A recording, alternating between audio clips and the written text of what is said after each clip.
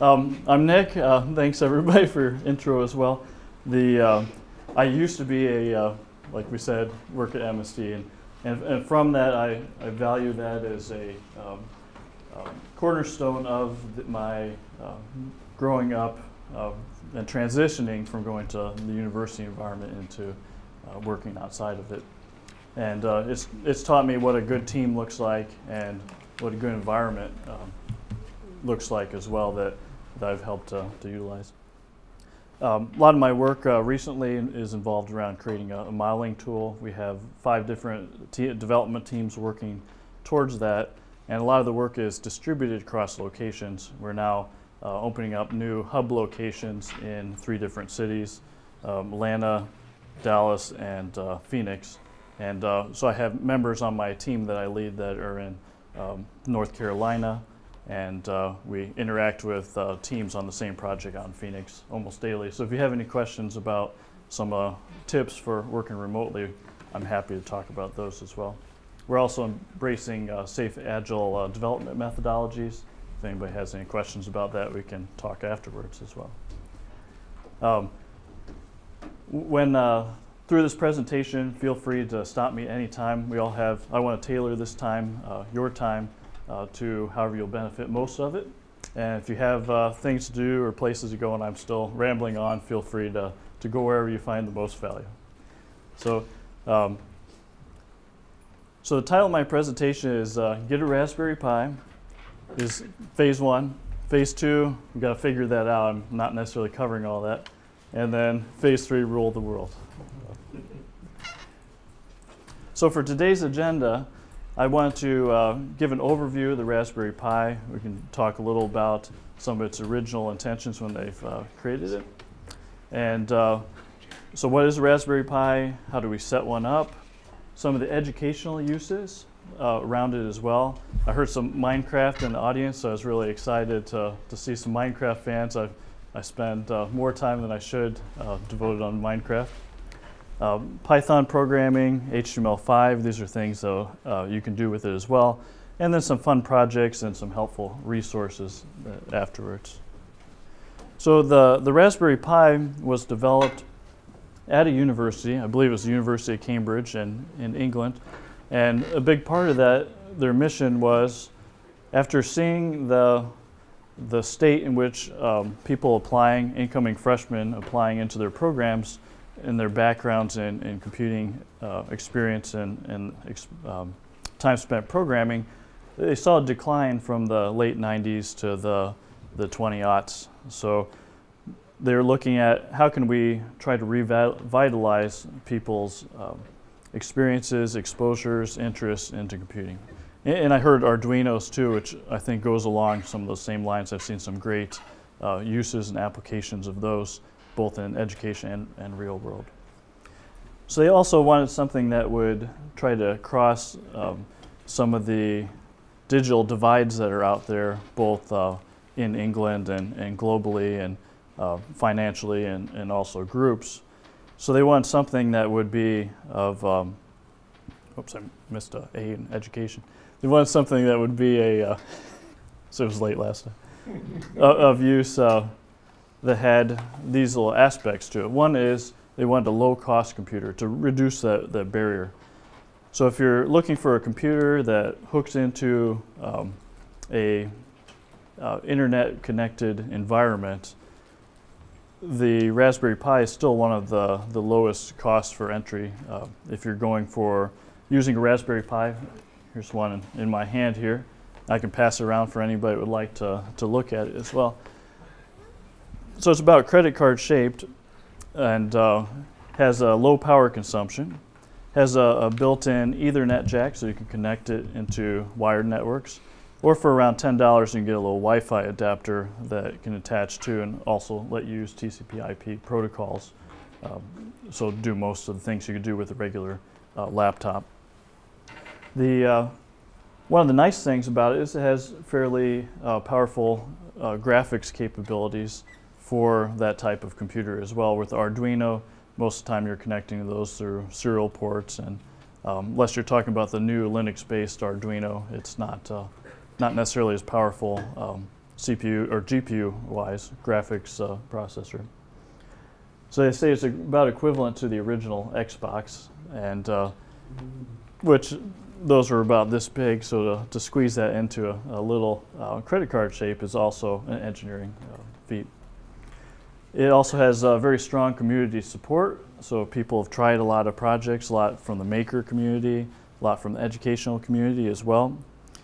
And you can even run it off of batteries or power it via solar cells in areas that don't have direct access to the same type of electricity that we do.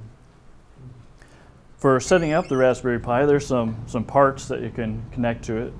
So the original price, there's a Raspberry Pi A model and a B model, two different models. One has more USB ports and is a little beefier, and the other one takes a little less power, but it's $10 cheaper. And then there's also a B plus that you hear about as well, which basically also reduces the power, but offers 4 USB ports instead of the one I'm passing around. Who's got a child there? That's my little one. He's 2, Levi. He was liking my Apple Watch that I had to Photoshop in because I don't have one. But the that was used again, open source software package that I learned about here while working at MSTE. There's it has an HDMI interface, or you can connect it to traditional RCA composite video. So if you have an old TV, you can plug it right in. If you have a new TV, you can plug it in as well. HDMI is becoming more prolific. And then a keyboard, mouse, if you need a Wi-Fi adapter, those can be added as well. As far as the power adapter, it uses the micro USB port, which is what you can find in a lot of cell phone chargers. And as people upgrade their cell phones, often they end up with a lot of extra cell phone chargers as well. So that also helps lower some of that barrier cost-wise. I think the one that I have, I got off of eBay for $5 for the power adapter. Once you have the Raspberry Pi, then the next step is choosing what type of operating system. So for our laptop computers, often we'll put Windows on there, or if it's a Mac, we'll have Mac OS. For the Raspberry Pi, you have a number of choices, and those choices, most of them are Linux-based, but there's a Noobs operating system, which is for people just beginning, actually gives them the ability to choose and download the type of operating system they want on there. Otherwise, you can use like WinImage on the PCs and put Raspbian, which is probably the most popular and the one that I use the most. It's a Debian variant, so if anybody's heard of Ubuntu, or it's a type of Linux, it'll be fairly similar. And what differentiates some of these between Fedora, which is more of a Red Hat base, is the available packages that they use of new software that you're pulling in. There's a little app store on there that you can pull additional free software on to use. People also use them on as media centers. As you look at the device, one of the things you notice is there's no fans or moving parts. So as we relax and sit on our couch and watch TV, it's nice not to hear a fan or worry about. Another thing you don't see is a switch to turn the power off. You basically just pull the plug, and otherwise it's on, but it's not consuming a whole lot, so that's not as much of an issue. And then there's also the RISC OS, which is one of the first operating systems for the ARM processors that they have. What's an ARM processor? So the ARM processor is a more power efficient type of processor that you'll find in a lot of embedded devices. So a lot of phones have it, versus more of the x86 system architecture, which is what you'd see on a like Intel-based computer on there. I think this is an x86 or 64, however you can call it for my Mac. Oh, I know it is, but. So when you configure the Pi, we'll start to get some more of the applications once we get past some of the technical stuff here. Once you have the Raspbian operating system on there, then you have the ability to set your keyboard and language preferences. So it's internationalized. They call it I-18N. It's just short for internationalization. There's 18 characters between the I and the N. But with that, you can set different types of keyboards depending on what type of keyboard you have, language setting, similar to your PC. Your time zone preferences. Another nifty feature is that you can overclock it and gain probably 40% speed increase just by running the chip faster. And it runs at a higher voltage too. That's an option from the menu, and they say it doesn't have any significant issues with heat when that's overclocked to the settings that are on there. Another thing you'll see is there's no heat sink on the device too, since it's using a smaller processor similar to what's in your phone. So that's another advantage, that you don't need a cooling fan or even the metal to run as a heat sink. And then you can also allocate the amount of system memory to put more towards video or away from it as needed. So now I'm going to kind of shift gears and talk about some of the educational usages. And with these, I'll kind of look at each of the different applications that are on it and can be used with it that would help towards that. And feel free to stop me at any point. Some of these you may be familiar with and hearing and having programs with. Scratch, I'd imagine. This is something my son loves to do. He's making some games. There's 5 nights at... No, my 12-year-old. Yeah. The 2-year-old not yet. But I want to meet him. My son's been doing it for maybe 3 years, so probably since 9 for Scratch. But one of the challenges that you have when you first try to learn programming or teach it is that there's a lot of syntax you have to understand. There's a lot of different keywords that you have to understand, and also what options are available. And normally when you program, unless you have some fancy IntelliType within your editor, it's hard to, or have done a lot of reading beforehand, it's hard to know what to put onto the screen to get it to do what you want to do, if it's a screen-based UI app for user interface. So this tries to solve that problem by showing all the available options here as a type of visual editor, and you can select a conditional expression. So if you want something to happen in a certain case, if this, then do that. You just grab on the sides, kind of fuzzy here, but you can grab and pull it over, and it gives you that type of loop in thinking.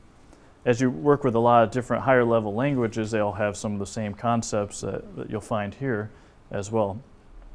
Some people, if you teach them at a young enough age, my 2-year-old can't type, but when he's a little older, he may be able to drag before he can type everything out as well. Have you done anything with Scratch Junior? I just downloaded it on my iPad, and it seems like it'd be a lot of fun for pretty little ones. That I haven't. Yeah. I'll have to take a look. It's more fundamental, you know, the little sprite and arrows, so you would just drag the arrow to move it. No reading, basically, no reading. Oh, very cool. Yeah, I'll have to look that up tonight. Thank you. Another issue that you come in with that I've seen here in the university environment is how they used to teach. And I don't know if things have changed since then or not, but it wasn't very visual. And if you look at the expectations that people have from the things that they do outside of school, outside of work, they bring those same expectations into their current environment. And so if you're used to playing Minecraft, or maybe not Minecraft, the graphics are a little older, Candy Crush, and you're moving things around, it's very visual, then you may have a harder time sitting down trying to program something that's only text going across a green screen. And we still have green screens at work and in certain places as well, but it's just not as engaging. And to get people to learn, they really have to believe in it and make those connections. So having it be a visual editing tool also helps for that too, in the sense that the output is very visual. In education, learning doesn't happen in isolation. It's very social. And in that aspect, another feature that Scratch has that I really appreciate is being able to post what you've created online. So they have a website over MIT. You can put in your project, upload it, and then people can like it, people can comment on it, and people can also download to see how you've constructed yours, make changes, and put it back out there. And And the one that you've got there is one Mhm. that you did for us in Java 15 years ago, right? Yes, yes. I mean, so you've recreated it in Scratch. And put it out there too, yeah. That's good. So what I found also with Scratch is it's a very nice prototyping tool. So even though you can encode things and make it scale, make it apply on a lot more machines, run faster, add more details to things, if you're trying to prove out a concept, I don't know a whole lot of things that are quicker than just dragging things onto the screen. And I think the ability to prototype, fail fast, find if your solution isn't going to work or please your audience, the sooner you find that, the sooner you can make course corrections to get something better. I had a quick question. Yes? The version of Scratch that runs on the Raspberry Pi, is it just Scratch or does it actually interface with the Raspberry Pi, like the USB and things like that? So it does have a, trying to think of what was called, it does have an interface. I've not done this yet, but I have seen it interface with the GPIO pins. I think it had like a broadcast option in one of the boxes that you could pull across. And basically it would allow you to turn LED lights on and off from the Scratch. Okay. So you could use that same GPIO pins to turn a relay or move a servo. So you could start bringing that into the real world and kind of an Internet of Things starter kit for people. There's a version based on the same principles to work with Arduinos called Yes. ArduBlock and Blockly. There are two of them actually. Well, and there's S4A, which looks like Scratch. But Yeah, I think Cool. S4A is Okay. Very good.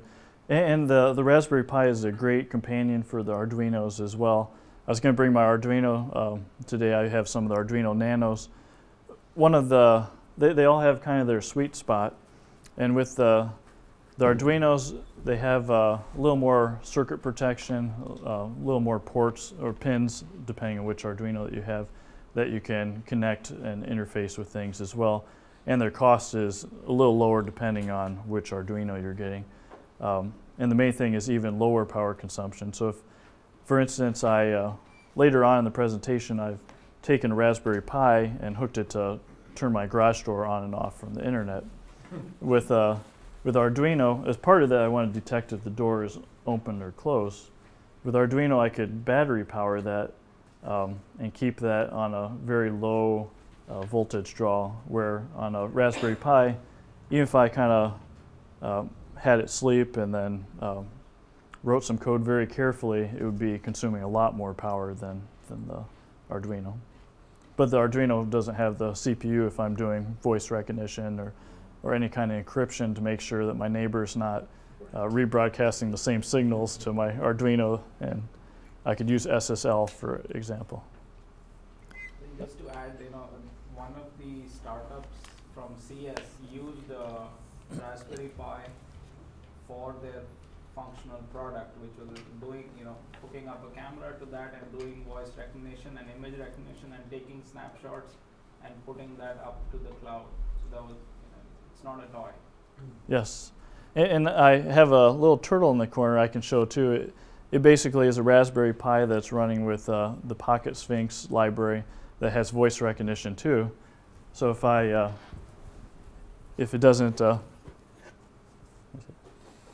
blink, and then, or it could say blue, blue. So I took some Christmas lights and an old lamp that the kids had. I was able to put a Raspberry Pi in there as well. And with a little Wi-Fi adapter, you could connect to the cloud and make it even cooler by taking Minecraft. Let's see. My slide got moved there. Taking Minecraft and having a link between the virtual world and then the real world, where you could have a switch in the game that would kick off a Python script on the Pi and turn the little pins on to show the light or not. On educational uses as well, Minecraft, I've seen my daughter, who's now in kindergarten, that her wanting to read and ability to read increase from using Minecraft. There's a various number of items that you can get in the Minecraft game. And it's basically a virtual world where with Lego blocks that are all square and graphics from the 80s on each of those blocks, unless you upgrade your image or skins. And with those, you build things, and often there will be a number of steps or a number of items that go together to build something else or a new type of block or item. And with that, they have to kind of follow this recipe and read each of the items, acquire each of the items in the game to build the other things. And so, for instance, the top of this tower is made out of sheep wool that I had to find some dye from getting some flowers and read that and give the sheep wheat so that they could have more sheep, and then I had to get some iron in order to get the sheep shaver to get the wool. So there's a bunch of steps. Now the Pi version is not as complex as the one that you'll see on your PC and perhaps the Xbox as well, but it does have, one thing it does have that you don't have on those other platforms is a really good Python API that allows you to programmatically create items in the game. That I've seen, clocks that move in real time that are rendered from the instructions on Python given to them. And I've seen some that were just within the game. So there's inventory items. I've seen my kids look more online with parent supervision to make sure that they're following the coolest strategies out there as well.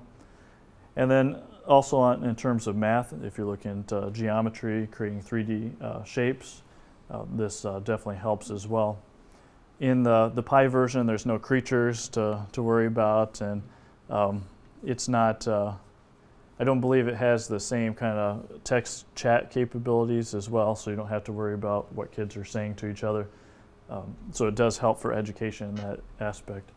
And I believe they're updating it soon to be more Python driven to give it some ability to create circuits in the real game, where people actually created computers out of logic circuits of stones that they found.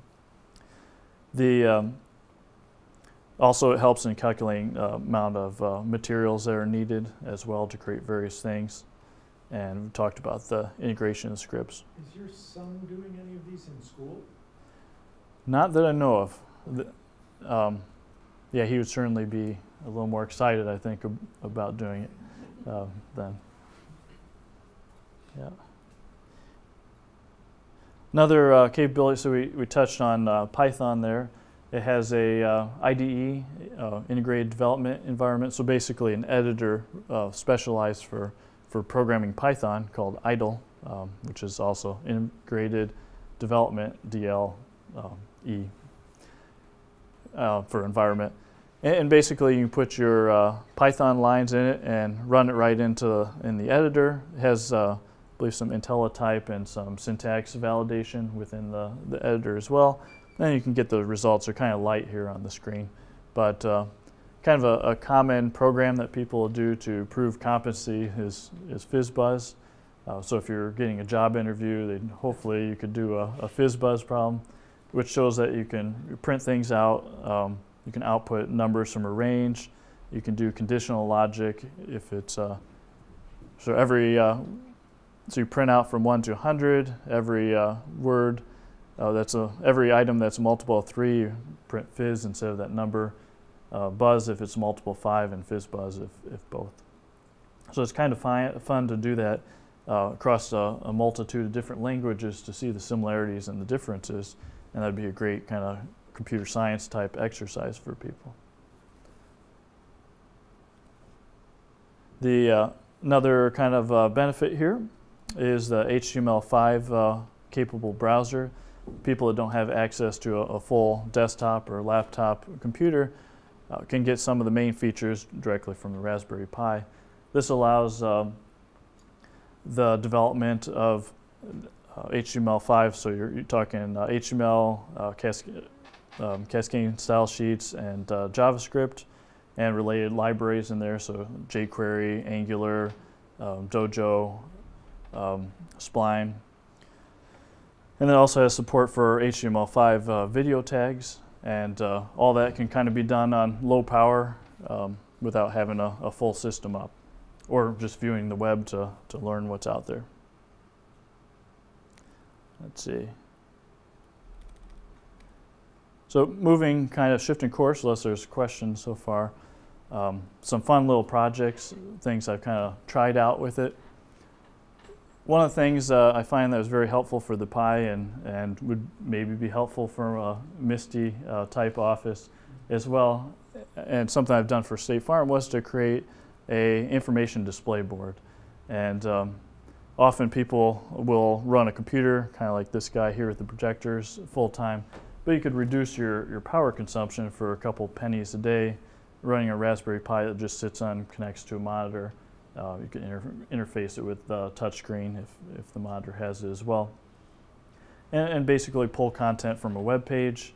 It could be videos or animations. You can run some JavaScript to switch things up.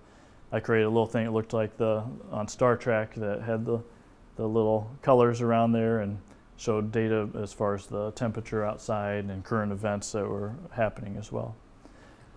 Then we had a hack day, which was a day that we set aside for innovating ideas out there. And with that, worked on a team. We created a kiosk, which is actually out of plywood and some boards there, and it had a servo inside that we could click an item on the screen. So we thought one way to kind of decrease some of vending costs of, right now we have people that staff a little area that if you need a new mouse for your computer, you'd go there and they would fill the forms out and give you the mouse or power strip. Or that could be automated and save time, and those people could do more interesting things than look at my ID and give me a mouse. So with that, we had a Raspberry Pi that was connected to a little servo motor, and it was able to release items when we pressed a button on the screen. And so that was kind of fun, and then we tore it apart. But it has the GPIO pins, which I've referred to before. Those stand for General Purpose Input-Output pins. And basically on the device, I don't know where the Pi, there it is.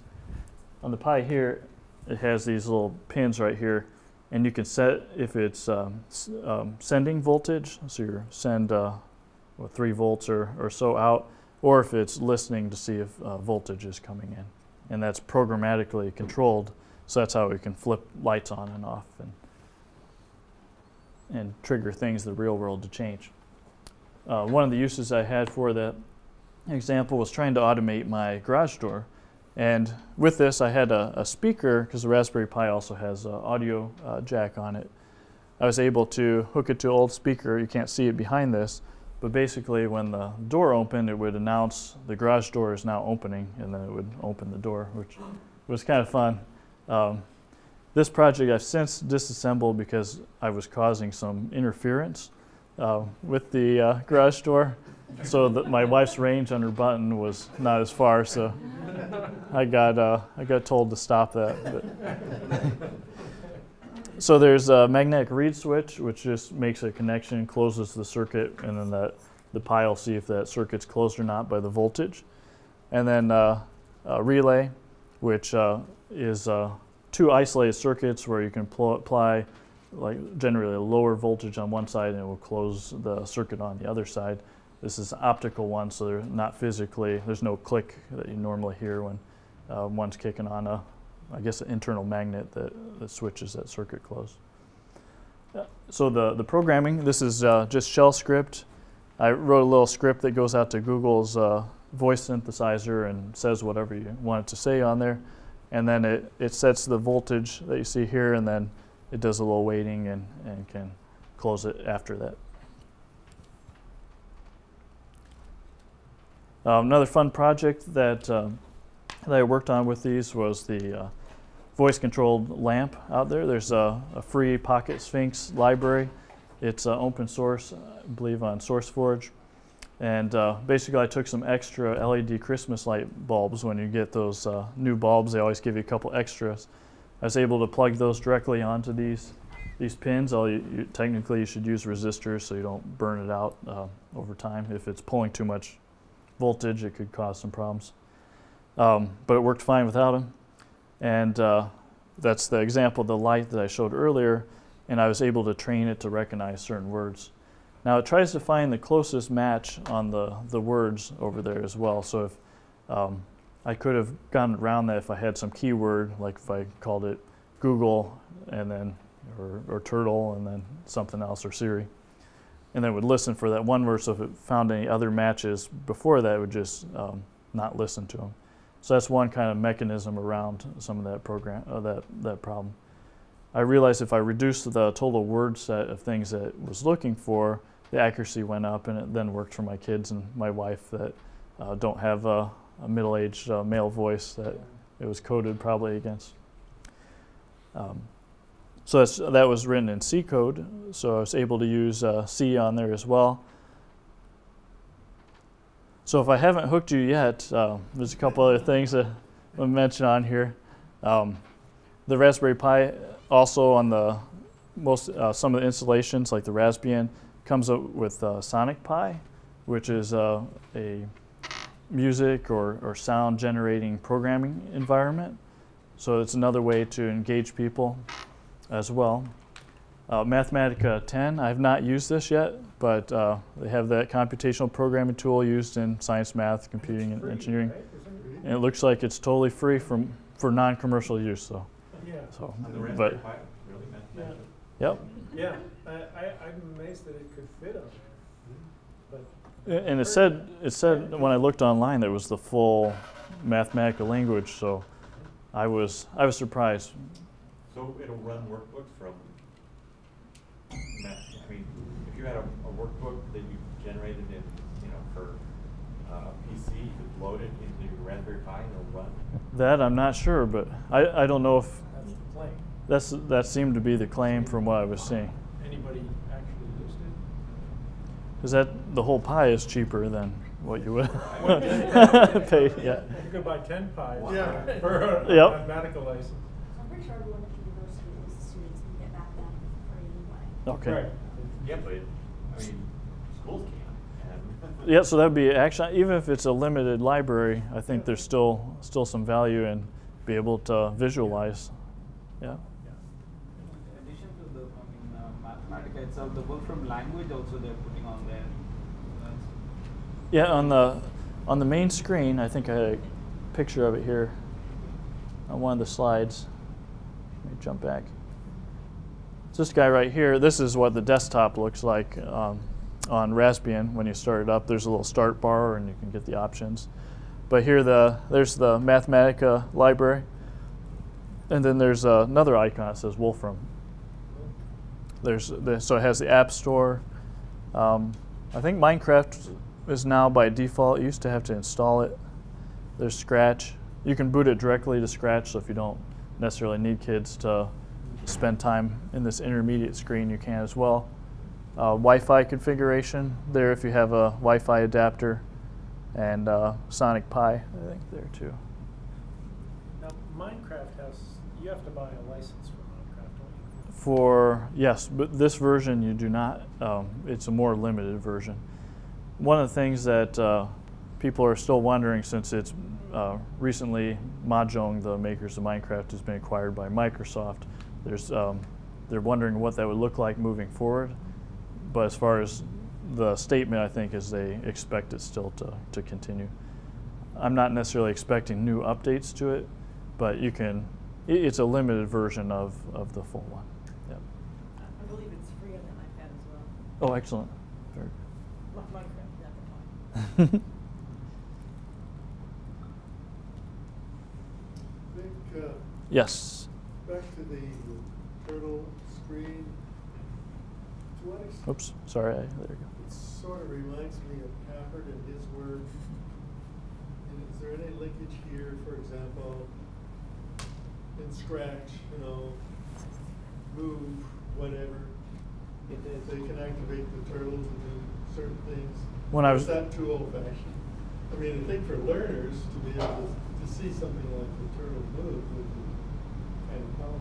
So at home I have a little robotic hand that I got my son for Christmas last year, and I believe that we can control parts of that with the Pi. I've seen online that people are controlling it with the voice recognition.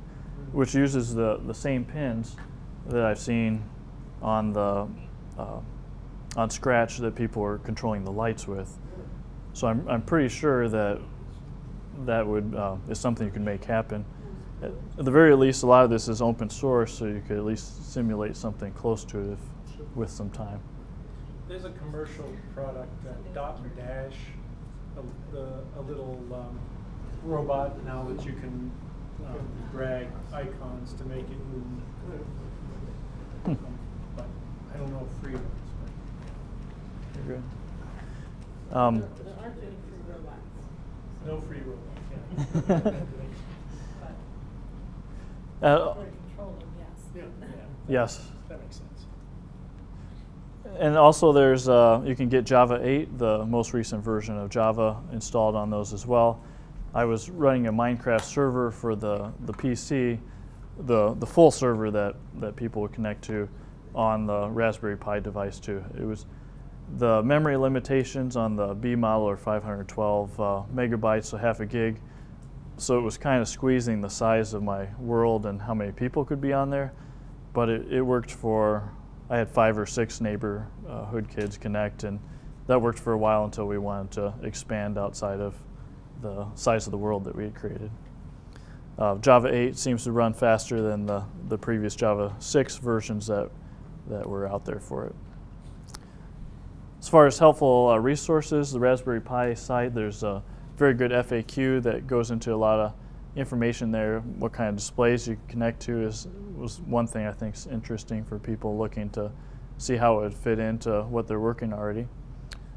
They do have I think a previous elementary school teacher on staff with the Raspberry Pi Foundation that funded that to further their mission and create modules for it. I have a website that has some wikis, so the things I've tried I put on there, create a little Nintendo emulator that I was playing with and connected to a Wiimote over Bluetooth. CodePug is your site? Yep, I got CodePug. These slides are also available on codepug.com/download/raspberry-pi.pdf or PPTX. As far as prices or finding one, Amazon points to different sellers, so that's one spot to consider if you're looking that way. If you have more interest in finding out about RISC OS, which is more or less for the ARM processors, a British OS is more of a Unix variant than a Linux variant, there's information there as well. With this, I'm told to do questions 50 after. There you are in the armory. Yep, old. Back in the old days. Yeah. That's when you were young. I was just a kid. Yeah. Thank you, Nick. Thank you.